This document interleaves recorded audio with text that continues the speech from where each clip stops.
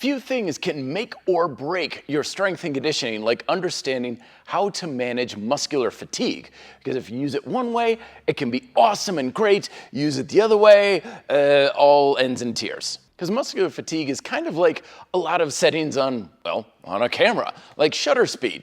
There are reasons to use a really fast shutter speed. There are reasons to use a really slow shutter speed. But if you don't understand how to adjust according to the circumstances and your goals, then if you have a dogmatic perspective on this is the one correct way to use muscular fatigue, always go to failure, never go to failure, that sort of idea, then chances are you're going to be wrong at least half of the time with less effective training. So let's make it simple. Think about it like on a spectrum where you have really low fatigue, where you're really managing your fatigue, you've got plenty of rest in between your sets, and when you're using your sets, you're stopping well short of failure with several repetitions in the tank. And on the other end, you've basically got low rest in between sets, or you're really pushing yourself as hard as possible into that red zone, pushing as much as you can until form breaks down or you just can't do the exercise anymore. And again, regardless of what some opinionated coaches will say out there, both of these are very valuable. It's not one is better or worse or right or wrong. It just depends on what you want to get out of your training.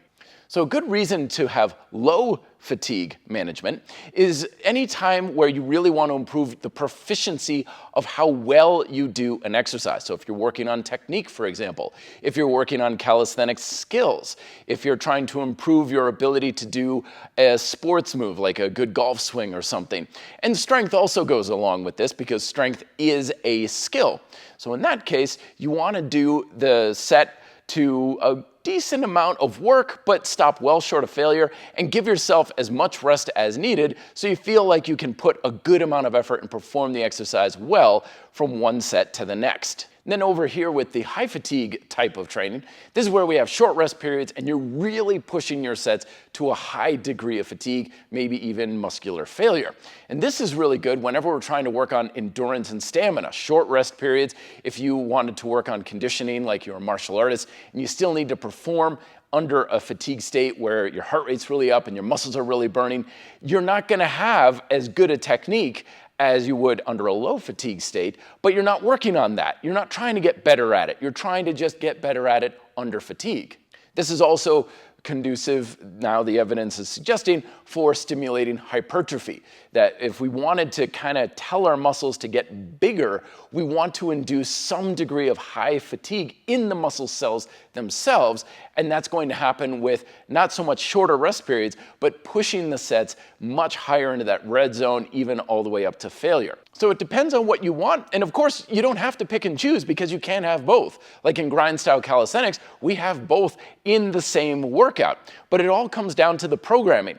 That's why we always have the strength or proficiency phase first. So that way you're working on the muscles, your skill, and your ability to do things when you're relatively fresh, and you can really put the most concentration into doing the exercise as well as possible. And you do this as many sets as you can get. It may be 2, it may be 5, but I always recommend just keep going until you start to feel that fatigue accumulate.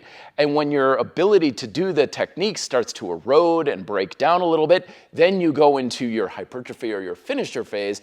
And this is not going to be for many sets. This is usually 1, maybe 2.